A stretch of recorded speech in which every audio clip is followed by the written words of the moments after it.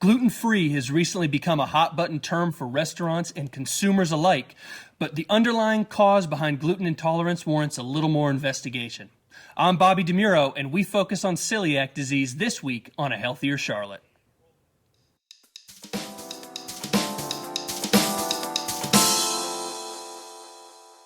Celiac disease is a lifelong inherited autoimmune condition affecting children and adults. In fact, roughly 3 million people in the United States and more than 70 million people worldwide have celiac disease. Furthermore, roughly 7 times that amount of people have an intolerance or sensitivity to gluten, which is a common protein found in many grains, including wheat, rye, and barley. With the seeming explosion of cases of gluten intolerance and celiac disease recently, we felt it important to investigate celiac disease and what's being done about it right here in Charlotte. Joining me on our first panel of discussion this week, down to the far end of the table, is Pat Fogarty, a registered dietitian who specializes in gluten-free dietary counseling. She's also a nutrition instructor at Johnson & Wales University and has a very close connection to our topic. Her daughter, Jackie, sitting next to her, was diagnosed almost 14 years ago with celiac disease. Next to me is Carol Zur. She's from Charlotte Celiac Connection, and we'll explore the celiac connection here in a second. Good to have all three of you on the panel today. Thanks for having us. Let's start with this because we've been talking off camera for a while about this, and I've been learning more now than maybe in the research I did looking up to this. Frame the issue for us, Pat. First off, give us an overview. What exactly is celiac disease? What does it mean? What does it do to your body? So forth. Okay, well, celiac disease is an autoimmune disease, so you have to inherit a gene to ever develop celiac disease. It is lifelong, so once someone is diagnosed with celiac, they have to follow a gluten-free diet for their whole life. And it differs from the other thing you mentioned, which was gluten sensitivity, which I'm sure we'll talk a little bit more about Absolutely. later on. Tell me now, Carol B., something I'm interested in. I want to talk about the celiac connection in a second, but first, anecdotally, it seems like many people have being diagnosed with celiac disease, have gluten insensitivities. Is that a product of more people actually having the disease due to an underlying cause, or is it just that we maybe better understand the symptoms and we can better identify it? I think what's happening, it's coming out in the media more people from television, public relations have been coming about having celiac disease.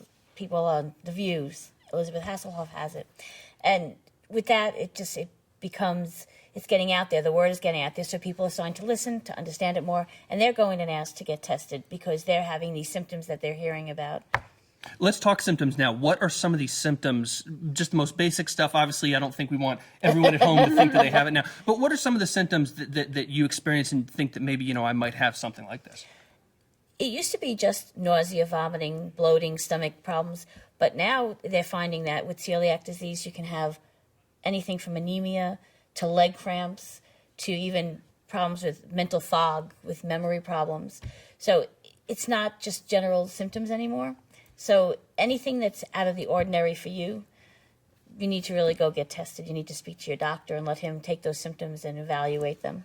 And talk about the test, Pat. When somebody goes to a doctor, is there a specialist you should go see, or should it always be the general practitioner first? Well, you can go to your primary care doctor first and ask, if it's with a child, you can ask your pediatrician if they're having gastrointestinal issues or if they're not growing. I see a lot of kids where they may go a whole year and they haven't grown vertically or they haven't put any weight on. So you can ask the pediatrician, or if you're an adult, you can ask your primary care doctor just to run the blood tests. And it's very important when you're doing the blood test not to stop eating gluten, because if you stop eating gluten, then those tests aren't going to be as accurate if you have a problem with it. And then if those tests are elevated, then they'll send you to a gastroenterologist who will actually do an internal view of your small intestines to see if it's truly celiac disease. If those all come back negative and you're still having those problems, that sometimes they'll do a genetic test on you, and then eventually they would finally diagnose a person, sort of as a ruling out diagnosis with gluten sensitivity. Talk about the gluten sensitivity for a second, because there's a difference between the two. What is it? I mean, what's celiac disease versus just insensitivity? Well, celiac is definitely autoimmune, so the person's body is actually attacking themselves. There seems to be a distinction between the gluten sensitivity and the celiac disease, and that gluten sensitivity is not autoimmune. So those people don't run, some of the complications of celiac down the road can be other autoimmune problems. So people with gluten sensitivity don't have that, and many times they don't have quite the severe reaction that people with celiac disease do to any gluten. A difference also is just that many times their blood tests are normal, and their endoscopy results, the scopes inside, look normal as well. But they do exhibit some of the same symptoms. So it's sort of right. It's really a brand new field. Only in the last 2 years have people really been acknowledging that yes, there is this other thing out there, and it's distinct from celiac. I want to get back to the future in a second because you mentioned time, but first, Carol, what are the rules? I mean, we see gluten-free products. We'll talk about them in a second. What are kind of some of the basic rules for either gluten sensitivity or celiac disease? Well, you have, from the moment you find out you can't have it, you have to stop it. You can't have anything with wheat, with rye. Some people can't have oats, some can. No barley. It's everything from the food you're eating to the pots you cook with to the utensils you use. You just have to just start from scratch with everything. And talk about that, both of you, Jackie, you and Pat, because I can only imagine, I know how many habits are ingrained in me. I mean, I like to think I eat fairly healthy, but I have problems like we all do. But what is it like as a parent and as a child to have to completely change the way that you eat and completely start to think about, these are things I can and can't have now? I mean, is that a challenge? Well, since I was diagnosed when I was 2, I didn't really have the issue like my parents did, since they were the ones who were providing all of my food. But yeah, at school, definitely it was hard, especially in elementary school when kids share food, and I knew that like I couldn't have a certain thing. I would always bring my own food to birthday parties, sleepovers, and always have something in the classroom in case they had treats. So it was hard to kind of control your impulses, since some kids would just say, oh, I want that brownie. I would say, no, thank you. It has wheat in it. I can't eat that. So. Is it difficult to have that conversation with classmates, or do you think people are kind of starting to understand it a little bit better? In the beginning it was, but now since I've grown up with a lot of the same people, they completely understand it now. Not necessarily that they could cook a meal for me, but they understand the basics that they can't give me crackers, they can't give me anything other than what I have or something that includes wheat in it. And Pat, talk about it a little bit. I mean, with your work, with your experience, and with the family situation, I would imagine, have become pretty adept at picking gluten-free products. Mm-hmm. Is it just as simple as picking products that say gluten-free on them, or are there other things to look for when you're trying to change? I wish I could say it was that easy, but unfortunately, it is evolving, and it's come a long, long way because, 14 years ago when Jackie was diagnosed, there really wasn't much out there, and what was out there was pretty awful, but it's come a great distance, and now we have things in regular products like Rice Krispies with a gluten-free version in that. But even this past year, we found that even some of what we thought were gluten-free grains, some of them have cross-contamination. So right now we're awaiting new labeling laws from the FDA. When that comes into fruition, I think we'll see a lot more things getting labeled, and we'll feel a little bit more comfortable that things that are labeled are truly pure. So, but it is a very big challenge, and even things like soy sauce. People don't think of as having wheat, and so sometimes it's not just the product, but it can be a marinade that's in a product. So. And follow that up for me, because we were talking off camera about you expect to see more cases of celiac disease in the future come forward, and part of it is we can diagnose it better, but is what we're eating and what we're consuming, does that have to do with this? I mean, are we eating too many processed foods in general? Well, I think there's been some theories that the wheat products that we are consuming now are much higher as a percentage of protein than in the past, and it's the protein portion of the grains that causes the issue. So there's that theory, but they really don't know for sure. But I do think the blood tests that are out now that have only really been out for about 5 years are really, I think, the reason why you're seeing more people being diagnosed. And like Carol said, people are just a lot more aware of it, so when someone's exhibiting symptoms, they're more likely to ask for help. And Carol, talking about whenever we look at an autoimmune disorder, lupus, fibromyalgia, you name it, it seems like psychologically there's sort of a disconnect between the people who have it and the people who don't, because it's difficult to physically see it. Right. So it's difficult to empathize or whatever. Do you think celiac disease is misunderstood, or and if it is it getting better, or people starting to maybe embrace it a little bit more? It's both. People are misunderstood because you say gluten and people look at you like, oh, you can't have any sugar. We see it every day. Go into restaurants. It's misunderstood, but people are hearing it more now. It's in magazines, it's on the internet, it's on television shows, talk shows. So the people who are misunderstood are starting to become more aware and start asking questions. And it really is. It's just you have to ask questions.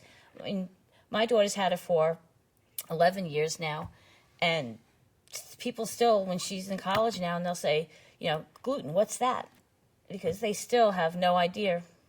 Well, and talk about that a little bit, because we mentioned Elizabeth Hasselbeck, and there's sort of a critical mass where, whether it's a disease or even a dietary trend, which it seems like gluten-free is a little bit of both, there's a certain mass where, like, a celebrity, somebody gets it or starts doing it, and people start understanding it. Is that valuable to this? The more famous people that come out with something like celiac disease, does that do it justice, or is that sort of an injustice to the disease? I think it's a double-edged sword. I think it's great that it's out there, you know, in the public forum and being discussed. However, it's very difficult for people like Jackie to ask at a restaurant for something and really get across to them that, you know, the matter of crumbs can make her sick. And when someone who, say, might think they need a gluten-free diet or is just doing it for a fad says, oh, no, I have to eat gluten-free, and then the bread basket comes to the table and they're munching on the bread and the waiter sees that. So there's sort of a disconnect there. So it's a little bit difficult. I'm very happy that it's being discussed. But, you know, and I'm trying to, at Johnson & Wales, we're working with chefs trying to get them a little bit more aware. And fortunately, a lot of the chain restaurants already have gluten-free menus. So in that sense, it's becoming more popular and more people are asking for it. So. And Jackie, I want you to predict the future for me for a second here. In 10 years, will we be having this exact same conversation and people will still be struggling with awareness? Or do you think that we'll eventually see in 5, 10, 15 years pretty much complete understanding of something like this? Well, I think in both ways. Like, I think definitely people will be more aware of it because of all the different people coming out, more diagnoses. But also, I think people just will never, like, truly understand it. Not everybody in the world. I couldn't go to any restaurant. I'm not expecting to go to any restaurant and have them be able to, you know, give me this perfect gluten-free platter or something. But I do believe that it'll be much more aware than it is now. And more people will start hopefully having the conversation. Mm-hmm. Yes, hopefully. Mm-hmm. Well, and speaking of that conversation, Carol, talk to us about Charlotte Celiac Connection, because it's effectively kind of a support group and an information group, but are things like that valuable for people who maybe are just diagnosed or just have a gluten sensitivity and want to learn more? I mean, how do you guys function in kind of that? Well, it's an asset you have to have. Janet started this 5 years ago, and we started with 5 people, and we have now over 400 people. Wow. Because this, you know, you talk to people and you hear, and some people are even afraid to talk about they have celiac disease. You're going to look at them like they're weird. And Janet we started this, we used to go to restaurants, and Janet would go in advance, and she would explain the diet, and she would have them make sure that they could make a meal for a group. And we'd start to get 5 or 10 people, and it was amazing how it took off. And the more it took off, the more the word got out, and people got on the internet and started researching it. And she'd send out emails, and, you know, then this restaurant started. I mean, it all started, Outback was one of the first ones that started gluten-free. And the stigma is being lessened, hopefully, every day. It is. It's amazing how you can, I mean, my daughter is in college, and her school isn't very helpful with the celiac diet, but she can go to the restaurants around her school and eat. You know, it's a start. It is. I mean, but you need to have a start, and that's what the Celiac Connection does. It gets you the information you need to begin. It gives you contacts. It gives you doctor information. You know, if you're saying, oh, I need a doctor, I need somebody to go to see if I have this, you can go online and you can find a doctor's name. It doesn't pick just one, but through experiences that people have had, it gets you that doctor's name. Pediatric gastroenterologist, which there's only like 3 in Charlotte. There's very few. Mm-hmm. And it's resources. It's getting you a link here and a link there. And so people are learning so much more just from the celiac group, because we're able to get to a lot of people this way. Sounds good. Well, thank all 3 of you for joining us today. We really appreciate having you. Thank you very much. More on celiac disease in just a minute, but first I head out to Evolution Fitness, Yoga, and Martial Arts in South End, and we take a look at Brazilian Jiu-Jitsu. You are watching A Healthier Charlotte. I'm out at Evolution Fitness, Yoga, and Martial Arts here in South End, here in Charlotte, and I'm with Professor Jeremy. He's a black belt in Jiu-Jitsu, so he could kill me right now, but he's not gonna. We're gonna talk about Jiu-Jitsu a little bit. It's not just for professional fighters, it's not just for martial artists, it's for everybody, right? It is for everybody, that's correct. And tell me a little bit, because it's very technical, but for somebody at home it looks like it's 2 guys just beating up each other, but it's more than that. It's self-defense, it's a lot of components to it. Yeah, it's a lifestyle. A lot of people think that Brazilian Jiu-Jitsu and mixed martial arts are just for professional fighters and real stud athletes. And that's not the case. You know, it's for everybody. It's for the tall, the short, the skinny, the fat. Jiu-Jitsu can be given to everybody, and that's my job, is to make sure that Jiu-Jitsu is fit for you. And we're going to show you in a minute here a couple of exercises, a couple examples. But if somebody wants to come to a class, if somebody wants to get started training, what are some of the first things they're going to do? What do they need to be ready for?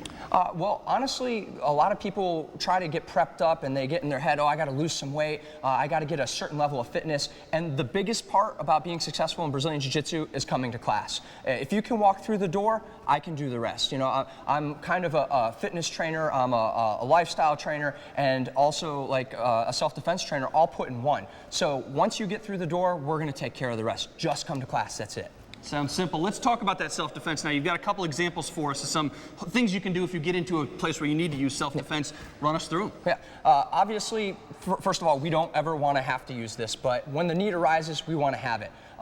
Jiu-Jitsu is not necessarily intuitive. If it was intuitive, people wouldn't pay me to do it. So I'm going to show you a few simple things that could save your life in an instance where you need it. So let's take a look at that, all right? First of all, I've been knocked down. I'm on the ground. Maybe Mr. Pacheco, he surprised me. I'm on the ground. He's mounted up, and he's trying to punch me in the face. The first thing that I need to do is I need to break down his posture. In order for him to punch me, he needs to have this straight up body. So I'm just going to knee him right in the tailbone. Think about sinking his battleship. Everyone played Battleship. Just sink that torpedo. From here, I'm going to control one arm, and on the same side of the arm, I'm going to control the foot. Now, I'm going to raise my hips up and roll over. This is all it is, guys. It's really simple. Up, I turn my head, and I turn over. Nice and easy, and now, maybe we can stand up, break, and I can run away. It's really important to get that lifting motion with your hips. Now, without Mr. Pacheco, if I'm inside here, and he's on me, I send that knee to the tailbone, I control, I bridge it up, I'm going all the way over. And this is something simple that will take you about 15 seconds, 20 seconds to see, maybe another 10 minutes to practice, and it could be the difference between life and death. Let's take a look at it again one more time from that same angle. Come on, Mr. Pacheco. He's on top of me. Oh no, it's a bad day. I'm protecting my face. I sink that battleship. Control the arm over top of the foot, and now I'm going to move my head out of the way, bridge up and over. I'm going to control. Now maybe I can stand up and run away. That could be the difference between life and death. Another scenario? Let's do one more. All right. Now let's take a look at another scenario. Maybe I've been knocked down, but I'm not all the way on the floor. He's not on top of me yet. He's trying to get inside. Maybe he comes down on top of me here, okay? Well, I need to get up. My goal, will you come all the way down for me, sir? My goal is going to be to put this foot on his hip. This is going to buy me some space. This will make sure that when I move my body, he can't follow me. So from here, my hand is on the floor, my foot is on the floor, and my other foot is on the hip. I'm going to lift my bottom up while pushing on the hip and give one last push. I'm going to back away, stand up, and break that distance. Maybe, I get my running on, okay? One more time. I'm down. Oh, he's gotten on top of me. What do? One foot on the hip, one foot on the floor. Foot on the hand on the floor. From here, I'm lifting my bottom. I'm bringing that leg underneath my body, pushing on the head, break space, and then I use my Nikes. And something big to finish with that it looks like to me is it's not all about aggression and offensive behavior. You're just trying to protect yourself. It's about being safe. Correct. Number one is safety position. I want to make sure that I can defend myself. A lot of people get caught up in this very aggressive attitude, and that has a place too, but number one is safety. You want to live to fight another day. Fascinating stuff. We're at Evolution Fitness, Yoga, and Martial Arts here in Charlotte. One guy's already getting his butt kicked. Let's not make it two. Get back to the show. Back to a Healthier Charlotte's discussion on celiac disease. I'm your host, Bobby DeMuro. First, on our next guest panel here, sitting on the far end of the table, is Janet Klein, the founder of Charlotte Celiac Connection. And next to her, sitting right next to me, is Nikki Everett, the founder and director of ROCK, Raising Our Celiac Kids Charlotte, and the mastermind behind the Charlotte Gluten Allergen Free Expo, which is now spread across the country to other cities. Both of you, welcome to the show. Thank you. Thank you for having us. So we've talked a little bit about celiac disease on the first segment. You guys were watching that. Let's look at the bigger picture now. Janet, starting with you, we've got millions of people diagnosed with celiac disease, 16 million people in America avoiding gluten. What does it mean? Because I can't wrap my head around the numbers, and we know there's a lot of nutrition trends, but where is this headed? Long term, what are we looking at in terms of gluten sensitivity? We're talking a gluten revolution. Just kidding. But literally, we are not fully diagnosed from a celiac perspective. So the 3 million, we're not fully diagnosed on that figure. The 16 to 18 million gluten sensitivity, we're not fully diagnosed there. And the host of other conditions that are treatable with a gluten-free diet. So if we're already having this movement going, and sales last year was $6 billion, Wow. You can only imagine the future, what it holds. You know? Well, so we may almost be looking at an epidemic. An epidemic, it's... Yeah, maybe, I guess. I mean, it's just that we're finding that eliminating that on a lot of conditions helps improve symptoms, you know. So it's awareness, which you talked about in your earlier segment. Yeah. Well, and further than that, Nikki, talk about the transition, because it's one thing for adults to change what we want to eat, and we'll go kicking and screaming, and it's difficult enough. But talk about it with kids, because I'd imagine it's a whole lot of problems come from kids who see their friends eating a certain thing or get into habits. What's that transition? It's a self-esteem. Yeah. It's a fitting in, and for me, that's why I started Rock. Was my daughter. You know, she did not deal well with the original diagnosis. As a matter of fact, she was very angry. And at the time, being so little, it's hard to understand that anger, to channel it. And so what happened with her was she would just sit and watch cartoons, and she's bombarded with these ads for Burger King and this and that, and she could not do it. So it was a constant anger thing. So I took her to the first Celiac Connection meeting that I went to, where they were eating dinner, and there was 2 children there that had celiac, and she got to eat for the first time with 2 other children. And we walked out of the restaurant, and she said, "See, Mom, there's people just like me." And I was like, okay, we got to have a kids group, you know. Well, and looking at that, Janet, it seems like celiac disease has gotten a lot more attention lately. We hit on it a little bit in the first segment. Right. Have you seen over the past, 5 or 10 years, have you seen a lot more people not only aware of it, but reaching out and saying, I need help with this? Oh, definitely. Like Carol had mentioned, I started the group back in 2005, and we started with 5, and now we're over 400. And I can tell just from the admittance applications and the sign-ons, and we're getting a lot of people that are joining because they're going on the gluten-free diet themselves. They're getting doctors referring to our group. And people will come up to me and just ask me questions, you know, at work. So I think there's just a huge increase in awareness. Well, and talk a little bit about the medical community, about the doctors. Do you Yes. think that they are also becoming more aware of this? Oh, Are they definitely. recognizing this? I think it's on multiple fronts. I don't think it's just the media is definitely a big momentous behind it. But I know when Dr. Fasano came over here from Italy, who runs the biggest celiac center in the country, he was amazed that the medical profession was not attuned to this condition. So he started a big campaign to get that awareness going in the medical field, and then support groups are popping up all over the country. And Nikki, talk about Rock Charlotte, which is specifically designated for kids. How is it different, maybe, or I mean, I'm sure it's very similar, but how is it different than Charlotte Celiac Connection? How do you kind of approach kids with celiac disease specifically? We do a multitude of things that would make them just interact as if kids would. I mean, we have rock parties. That's what we call it. And we get together and we do fun activities. They eat gluten-free. We even do cooking classes where I've taught them how to make sushi. And, you know, for people to say, oh, well, my kid won't eat sushi, let me tell you, when they start making things, they will eat it. And we approach gluten-free life in a positive, 100% positive attitude manner. This, to me, is key to starting to transition into that acceptance. It's just like a grief process. It is a grief process. To lose something is a grief process. Doesn't matter if it's food. And food is so intrinsic in our lives. Yeah. I mean, it's in every social situation. So you need that. You need to transition through that grief process, the denial, the anger, and then final acceptance. Do you see a stigma, and maybe it's lessened now over the last couple of years, but do you see a stigma with kids who have celiac disease or experience gluten sensitivity in regards to their friendships, their relationships, or is it pretty much a... Absolutely. What about you? With adults, maybe?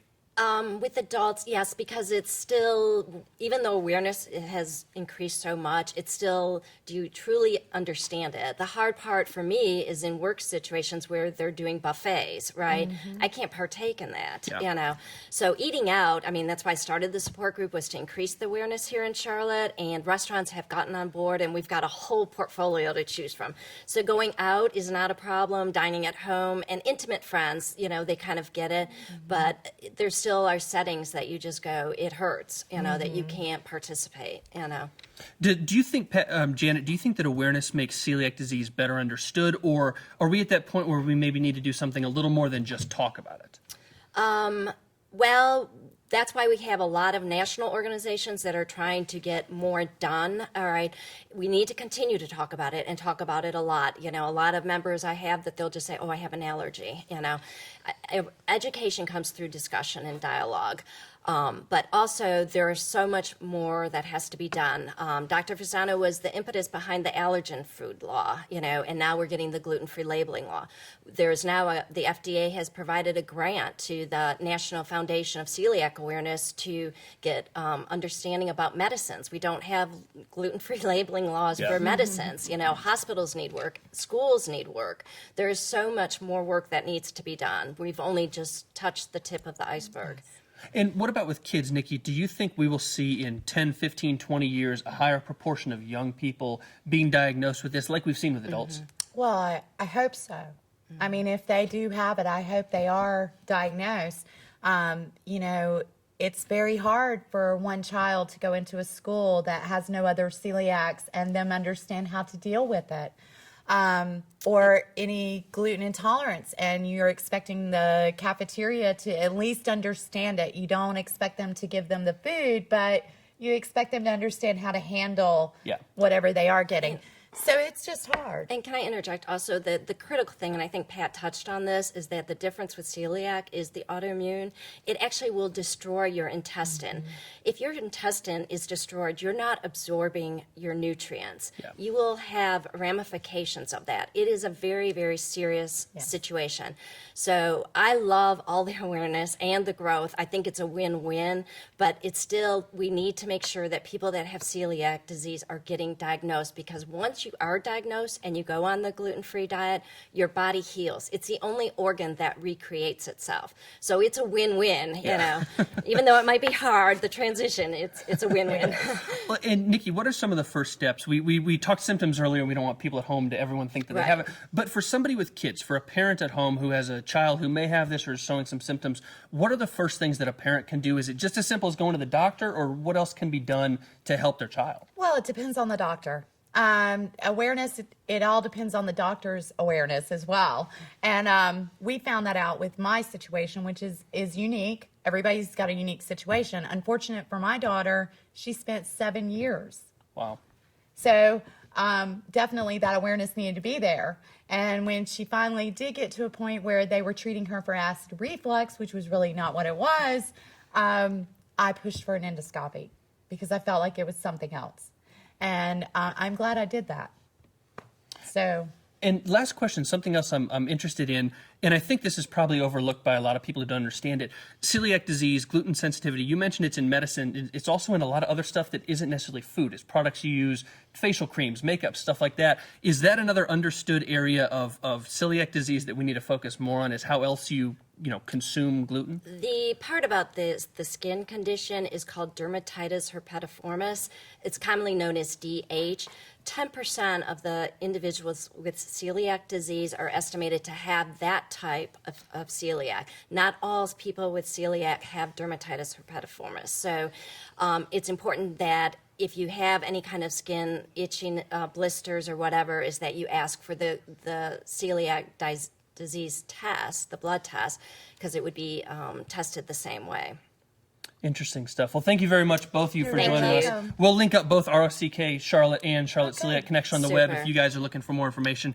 And while no treatment thus far can cure celiac disease, you can effectively manage it by understanding symptoms, making sustainable changes to your diet, and quite possibly getting involved in some local communities that help out, some good support groups with nutrition resources. That is your Healthier Take, and that is the show for this week here on A Healthier Charlotte. For more information on celiac disease and nearly every other medical topic under the sun, you can always visit ahealthiercharlotte.com, your hyperlocal source for health information. We'll see you next episode here on CLT Blog when we cover environmental health and what the environment means to us right here in the Queen City. For everyone in the studio, all of our crew, I'm Bobby DeMuro, and this has been A Healthier Charlotte.